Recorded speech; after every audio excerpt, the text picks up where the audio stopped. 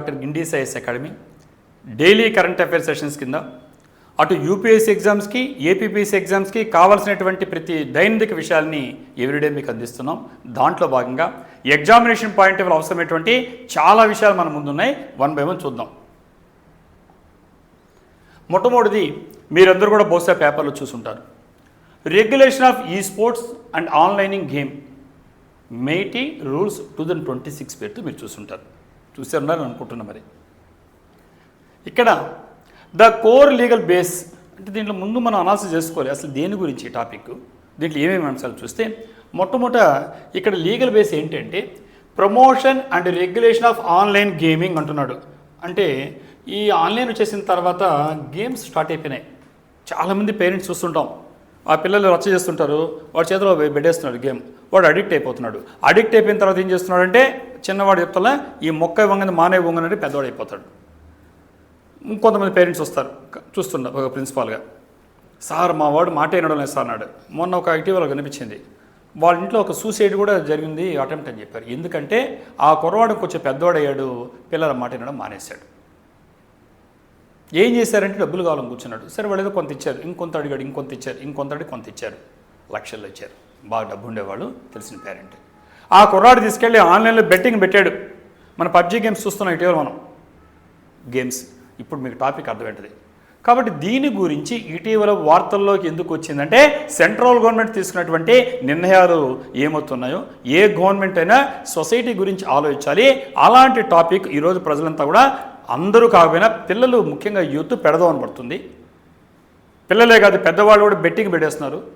మూవీకి వెళ్తే కూర్చొని క్రికెట్ ఆడుతున్నారు కొంతమంది కూర్చొని. చూస్తున్నా మూవీలో కూడా చూడలేకుండా అన్నాం అంటే వాళ్ళు దాని మీద పడిపోతున్నారు భార్య బిడ్డలతో వచ్చినా కూడా. సో ఇలాంటి టాపిక్ గురించి ఈరోజు మాట్లాడుతున్నాం.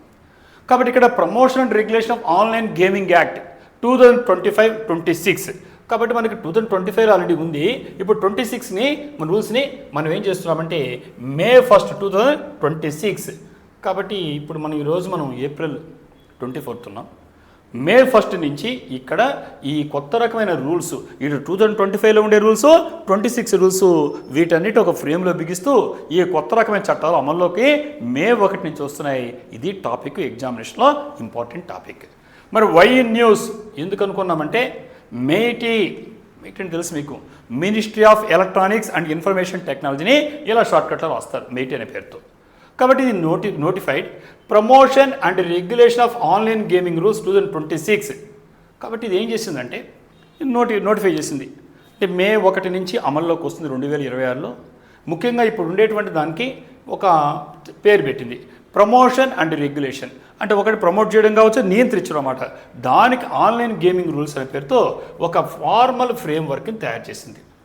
దేనికంటే భారతదేశంలో ఉండే గేమింగ్ సెక్టార్. కాబట్టి ఇక్కడ భారతదేశంలో గేమ్స్ అవసరమే. ఇంతకుముందు ఫిజికల్ గేమ్స్ ఆడేవాళ్ళం, ఇప్పుడు వర్చువల్ గేమ్స్, ఆన్లైన్ గేమ్స్ వచ్చాయి. కాబట్టి గేమ్స్ అవసరమే కాదని లేదు. ఈ గేమ్స్ ఉండేటువంటి సెక్టార్కి సంబంధించి ఇది ఫిజికల్కి సంబంధించింది కాదు కాబట్టి వర్చువల్, కాబట్టి ministry of electronics and information technology వాడు ఈ కొత్త రకమైన 25లో ఉండే రూల్స్ని 26 రూల్స్ని ఈ రెండింటిని మెర్జ్ చేస్తూ ఒకటి క్రియేట్ చేశాడు. అది ఫార్మల్ ఫ్రేమ్వర్క్. అంటే ఇప్పటి వరకు ఎవరిష్టంగా వాళ్ళు ఆడుతున్నారు, అలా కాకుండా నియంత్రణగా అధికారయుక్తంగా అసలు ఏ గేమ్స్ ఆడొచ్చు, ఎలా ఆడొచ్చు, ఈవెన్ ఏమైతే నిషేధం అవుతాయో ఇలాంటి విషయాలు వచ్చాయి. కాబట్టి ఈ రూల్స్ అనేటువంటివి దేనికి డిజైన్ చేశారంటే ప్రమోట్ ఈ స్పోర్ట్స్. కాబట్టి స్పోర్ట్స్ మనం మామూలుగా ఆడుతుంటాం, ఇది ఫిజికల్. ఇలా కాకుండా ఈ స్పోర్ట్స్ మన అందరూ ఆడుతున్నారు కదా పిల్లలు. సో ఈ స్పోర్ట్స్ ఎలక్ట్రానిక్ స్పోర్ట్స్ కావచ్చు, ఆన్లైన్ సోషల్ గేమ్స్ కావచ్చు, ఇవన్నీ కూడా ముఖ్యంగా చెప్పాలంటే వీటిని ప్రమోట్ చేస్తారు వీళ్ళు ఈ వచ్చిన చట్టం ప్రకారంగా. మరి దేని బ్యాన్ చేస్తారంటే strictly kerbing online money games. కాబట్టి గవర్నమెంట్ ఏమంటుందంటే మారే కాలానికి అనుగుణంగా మార్పులు వస్తున్నాయి, మీరు ఆడండి. ఏం వాడతారంటే ఈ స్పోర్ట్స్ వాడండి, ఎలక్ట్రానిక్ స్పోర్ట్స్ అంటే మనం వర్చువల్గా గేమ్స్ ఆడుకోవచ్చు. అదే టైంలో సోషల్ గేమ్స్, ఈ ఎంటర్టైన్మెంట్ ఉండేటువంటి సోషల్ గేమ్స్ వాడతారు.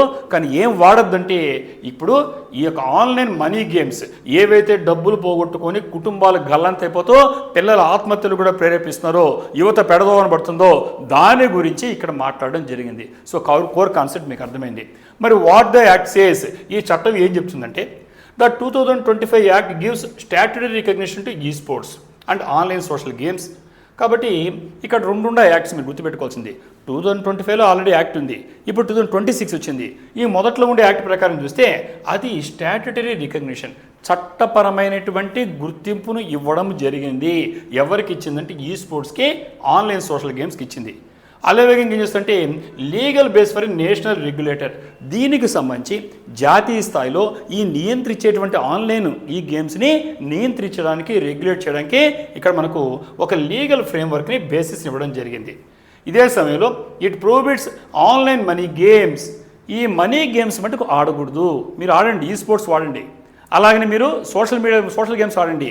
ఏం వాడకూడదంటే ఈ మనీతో కూడిన గేమ్స్ కానీ, అడ్వర్టైజ్మెంట్స్ కానీ ఆ గేమ్స్కి, అలాగనే transfer of funds for such services, డబ్బులు ట్రాన్స్ఫర్ చేస్తారు, డబ్బులు పోగొడుతున్నారు పిల్లలు ఇంటర్వ్యూ తీసుకెళ్ళి. సో ఇలాంటి నిషేధించడం జరిగింది.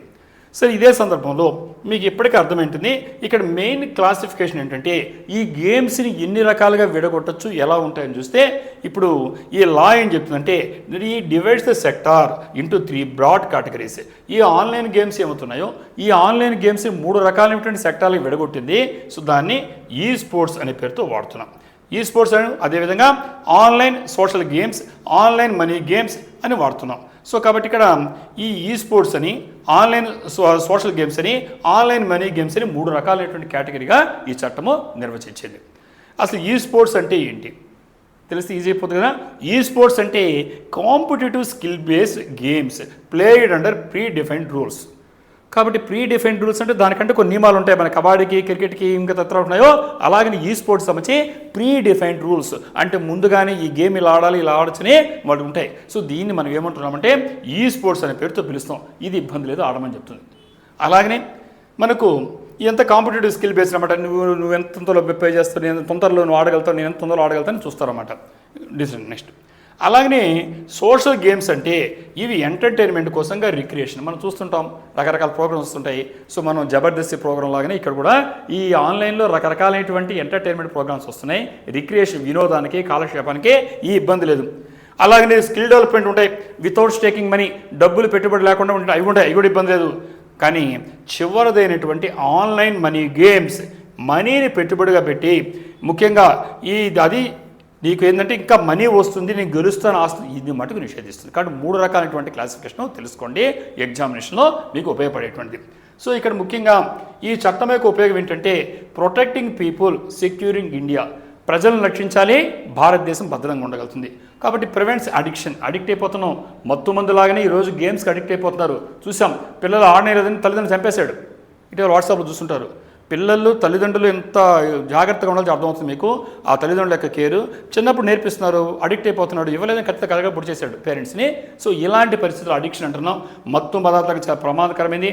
అందుకే గవర్నమెంట్ చాలా చర్యలు తీసుకుంటుంది. ఇది అడిక్షన్ని ప్రివెంట్ చేస్తుంది, ప్రొటెక్ట్స్ ఫ్యామిలీస్, కుటుంబాలు రక్షిస్తూ ఉంది, స్టాప్స్ ఫైనాన్షియల్ ఫ్రాడ్. ముఖ్యంగా ఆన్లైన్ పేరుతో పిల్లలు మోసపోతున్నారు, తల్లిదండ్రులు ఇచ్చేస్తున్నారు డబ్బుల్ని, పోగొట్టుకున్న వ్యసనాల నుంచి బయటలేక ఆత్మహత్యలు చేసుకుంటున్నారు. సో కాబట్టి stops financial fraud, strengthens national security, జాతీయ భద్రత కూడా ప్రమాదకరంగా పరిస్థితుంది. కాబట్టి ఇలాంటి విషయాలు తీసుకుపెట్టుకుని ఈ యొక్క దీన్ని రావడం తీసుకున్నాడు. మరి ఈ న్యూ రెగ్యులేటరీ స్ట్రక్చర్ కానీ చూస్తే ఈ రూల్స్ అనేటువంటివి online gaming authority of India అనేది కొత్తగా స్టార్ట్ అవుతుంది. మీకు వినుంటారు మీరంతా కూడా. సో మనము ఈ national highways authority of India ప్రాధికార సంస్థ అంటాం. సో అలాగనే ఈ ఆన్లైన్ గేమ్స్ సంబంధించి ప్రత్యేకంగా ఒక ప్రాధికారత సంస్థ అంటాం తెలుగులో, ఇంగ్లీష్లో online gaming authority of India అంటారు. సో కాబట్టి ఈ రూల్స్ ప్రకారంగా కొత్త రకమైన సంస్థ ఒకటి క్రియేట్ అవ్వాల్సి వచ్చింది. దేని కింద అడగచ్చు ఎగ్జామినేషన్లో? Meitei, under minister of electronics and information technology మంత్రిత్వ శాఖలో ఇది అడుగుతాడు మీకు ఎగ్జామినేషన్లో. దాని కింద ఈ రూల్స్ ప్రకారంగా online gaming authority of India కొత్తగా ప్రాధికార సంస్థ ఏర్పడతా ఉంది. ఇది ఏం డిటర్మైన్ చేస్తుందంటే వెదర్ ఈ game is an online money game. కాబట్టి ఇది ఆన్లైన్ మనీతో కూడిన చూసిన క్లాసిఫికేషన్ అలాంటిదా కాదని అది డిసైడ్ చేయాలి సంస్థ. దాని పని అదే. కాబట్టి మినిస్టర్ ఆఫ్ ఎలక్ట్రానిక్స్ అండ్ మనకు ఉండేటువంటి ఇన్ఫర్మేషన్ టెక్నాలజీ ప్రకారం ఏమవుతుందో వీళ్ళు ఒక గేమ్ ఆన్లైన్ గేమా కాదని డిసైడ్ చేస్తుంది. తర్వాత రిజిస్టర్ చేసుకోవాలి, ఆ కేటగిరీ కింద మారుస్తుంది. తర్వాత ఏమైనా గ్రీవెన్సెస్ ఏమైనా వస్తే సమస్య వస్తే దాన్ని హ్యాండిల్ చేస్తుంది, ఇలాంటి పనులు చేస్తుంది. కాబట్టి authority can act on applications or suo motu. కొన్నిసార్లు అప్లికేషన్ రావచ్చు, సూమోటో అంటే తనంతట తనే చొరవ తీసుకొని ఏదైనా నిర్ణయం జరుగుతుంటే, ఎవరికైనా ఇబ్బంది ఉంటే, ఈ రూల్స్ను వైలేట్ చేస్తుంటే తనంతట తానే చర్యలు తీసుకోవడం సూమోటో అంటారు. కాబట్టి ఈ విధంగా ఇక్కడ ఇంటర్ మినిస్టరియల్ సెటప్తో సపోర్ట్ చేయబడి ఇది పనిచేస్తుంది. ఏదమ్మా దాని పేరు? Online gaming authority of India. So ఇప్పటి వరకు మీరు నేషనల్ హైవేస్కి వాటికి అథారిటీ ఆఫ్ ఇండియా అని ఉంటారు. ఇప్పుడు మీకు అర్థమైంది ఆన్లైన్ గేమింగ్ కూడా అథారిటీ ఆఫ్ ఇండియా ఈ చట్టం ప్రకారం ఏర్పడుతోంది. మరి ఇక్కడ ప్రొహిబిషన్స్ అండ్ పెనాల్టీస్, ఇక్కడ ఏమి నిషేధించారు, ఎలాంటి పెనాల్టీ చేస్తే ఈ law bans offering or facilitating online money games advertising them. ఈ చట్టం ఏం చేస్తుందంటే ఏదైనా సరే ఆన్లైన్ మనీ గేమింగ్ ఇది జరగకూడదు, అంటే డబ్బుతో కూడినటువంటివి నీకు ఇలాంటి జరగకుండా బ్యాన్ చేసింది. అలాగే అడ్వర్టైజ్ చేయడం కూడా బ్యాన్ చేసింది, ప్రకటనలు ఇవ్వకూడదు. ప్రాసెసింగ్ రిలేటెడ్ ఫండ్ ట్రాన్స్ఫర్స్, ముఖ్యంగా డబ్బులు కానీ ట్రాన్స్ఫర్ చేసే ప్రాసెస్ని నిషేధించేసింది. అంటే ఇది చాలా జాగ్రత్తగా చూడాల్సిన విషయం. ఈ పెనాల్టీస్ ఎలా ఉంటాయంటే ఇంప్రిజన్మెంట్ అప్ టు 3 years. ఎగ్జామినేషన్లో మీకు ఎన్నేళ్ల వరకు ఇంప్రిజన్మెంట్ ఉండొచ్చు అడగచ్చు, 3 years వరకు ఇంప్రిజన్మెంట్, కాబట్టి జైలు శిక్ష చేస్తారు. అలాగే ఫైన్ వేస్తే ఎంతవరకు ఇచ్చంటే 1 crore rupees, అంటే భారీ జరిమానా అర్థమైంది. ఏ శిక్షకి కూడా మీరు చూస్తుంటారు మీరు రోజు. ఇక్కడ 1 crore rupees, 1 కోటి రూపాయలు అంటే మీకు ఎంత భారీ జరిమానా విధిస్తుందో, ఎంత తీవ్రమైన నేరంగా పరిగణిస్తుందో చట్టం మీకు అర్థమైంది. కాబట్టి ఇక్కడ ఎగ్జామినేషన్లో ఇంప్రిజన్మెంట్ జైలు శిక్ష 3 ఏళ్ల వరకు, అలాగనే 1 కోటి రూపాయల వరకు జరిమానా ఇస్తున్నారంటే చాలా పెద్ద తీవ్రమైనటువంటి నేరంగా పరిగణిస్తుంది. దేనికంటే ఆఫరింగ్ మనీ గేమింగ్ సర్వీసెస్. ఈ యొక్క మనీ గేమ్ సర్వీస్ ఇచ్చినా కానీ అలాగే నువ్వు రిపీట్ చేస్తున్నావు అనుకో, ఏముందిలే చేస్తాడు మళ్ళీ తప్పించుకోవడం అనుకుంటే ఈ పళ్ళీ వంటి రుజువు అయితే నీకు ఇంకా పనిష్మెంట్ స్ట్రిక్ట్గా ఉండబోతుంది. ఇది మనం గుర్తుపెట్టుకోవాలి. సరే, ఇక్కడ మనం గమనించాల్సింది ఈ కన్జ్యూమర్ ప్రొటెక్షన్ యాంగిల్, ఎవరైతే వినియోగదారుడు ఉన్నాడో వాళ్ళ యొక్క యాంగిల్లో కానీ చూస్తే ఈ ఫ్రేమ్వర్క్ ఏం ఉద్దేశం అంటే protect youth and vulnerable users from addiction. ఎవరైతే యువకులు ఉన్నారో సో వాళ్ళని, అలాగనే వల్నరబుల్ యూజర్స్ ఫ్రమ్ అడిక్షన్, అంటే అడిక్షన్ అంటే వాళ్ళు బానిసైపోతున్నారు, దాని నుంచి బయటపడలేకపోతున్నారు, ఆడని చచ్చిపోతా అంటున్నారు వాళ్ళు, మత్తు పదార్థాలు భయంకరంగా ఉంది ఈ రాబోయేటువంటి తరం. సో దాంట్లో నుంచి దీన్ని రక్షించడమే ప్రధానంగా యాంగిల్. అలాగనే మనం చూస్తే ఈ ఫ్రాడ్ జరుగుతాయి. ముఖ్యంగా ఆన్లైన్ మన గవర్నమెంట్ హెచ్చరిస్తుంది, తెలియని సమూహాల నుంచి వచ్చేటువంటి దాన్ని నొక్కవాగ అంటాం, నొక్కుతూనే అంటారు, మన డబ్బులు పోగొడుతుంటారు. సో కాబట్టి ఫ్రాడ్ కావచ్చు, ఈ ఫైనాన్షియల్ లాస్ కావచ్చు, ప్రైవసీ రిస్క్ కావచ్చు, ఇలాంటి వాటిని కన్స్యూమర్ని, కస్టమర్ని, వినియోగదారు రక్షించాలి అంటూ ఇక్కడ మనకు ఈ complaint and appeal system introduce చేయడం జరిగింది. నీకు ఏదైనా నష్టం జరిగింది, నువ్వు కంప్లైంట్ చేయొచ్చు, ఏదైనా కాదైతే అప్పీల్ చేసుకోవడం అవకాశం ఉంది.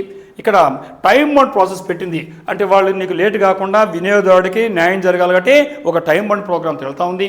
సో అలాగనే classification disputes and registration issues, నీకు ఉండేటువంటి డిస్ప్యూట్స్ వివాదాలు కానీ రిజిస్ట్రేషన్ ప్రాసెస్లో ఏదైనా ఇబ్బందులు ఉంటే దీనికి ఒక సమగ్రమైనటువంటి యంత్రాంగాన్ని ఫ్రేమ్ చేసింది.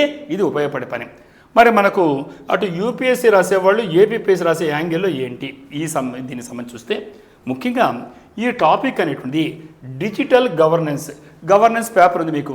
ఈ గవర్నెన్స్ అంటే పరిపాలన, డిజిటల్ గవర్నెన్స్ ఇటీవల కాలంలో చోటు చేసుకుంది, అంటే పేపర్లెస్ అడ్మినిస్ట్రేషన్ అంటున్నాం. కాబట్టి ఇక్కడ ఈ డిజిటల్ గవర్నెన్స్ సంబంధించి ఈ పరిపాలనలో ఇప్పుడు చెప్పినటువంటి ఇది టాపిక్ మీకు ఉపయోగపడుతుంది. అలాగనే ఐటీ రెగ్యులేషన్ టాపిక్ అక్కడ ఉపయోగపడుతుంది. అలాగనే మనకు కన్జ్యూమర్ ప్రొటెక్షన్ కింద, పబ్లిక్ హెల్త్ కింద, ఎకానమీ కింద ఇన్ని రకాలుగా యూపీఎస్సీ కానీ ఏపీపీఎస్సీ వాడు రాసేటువంటి వాళ్ళకి ఉపయోగపడుతుంది. అలాగనే ఆన్సర్ రాసేటప్పుడు మీరు ఎలా లింక్ చేయొచ్చు అంటే ఈ యొక్క కేంద్ర ప్రభుత్వం యొక్క చొరవ ప్రయత్నాన్ని దేనికంటే ఇన్నోవేషన్కి, రెగ్యులేషన్, డిజిటల్ ఎకానమీ. రాబోయే తరం అంతా డిజిటల్ ఎకానమీలో జరుగుతుంది. డిజిటల్ ఎకానమీ మనంతా ఏం పడుతున్నాం, మన ఫోన్పే దగ్గర నుంచి మన డిజిటల్ ఎకానమీ స్టార్ట్ అయిపోయింది. కాబట్టి ఈ డిజిటల్ ఎకానమీలో ఇక్కడ ఇన్నోవేషన్ అంటే కొత్త రకమైనవి ఏర్పడుతుంటాయి, కొత్తగా కనిపెడుతుంటారు. ఇలాంటి దాన్ని ఆవిష్కరణ అనడం, తెలుగులో, ఇంగ్లీష్ ఇన్నోవేషన్ అంటాం. సో దానికి అలాగే రెగ్యులేషన్, నియంత్రణకి మధ్య ఈ కేంద్ర ప్రభుత్వం ఒక బ్యాలెన్స్ ఉండాలి, సమన్వయం. ఎందుకంటే ఇన్నోవేషన్ కావాలి, at the same time regulation ఉండాలి. ఈ రెండింటికి మధ్య ఒక బ్యాలెన్స్ని, ఒక సమతుల్యతను ఈ చేయడం కోసంగా కేంద్ర ప్రభుత్వము చేస్తున్నటువంటి ఒక ప్రయత్నంకే ఈ ఎగ్జామినేషన్లో ఆన్సర్లో లింక్ చేయడానికి ట్రై చేయండి. సో ఇలాంటి విషయాలు అనేక మళ్ళీ మనం డిస్కస్ చేద్దాం. I wish you all the success.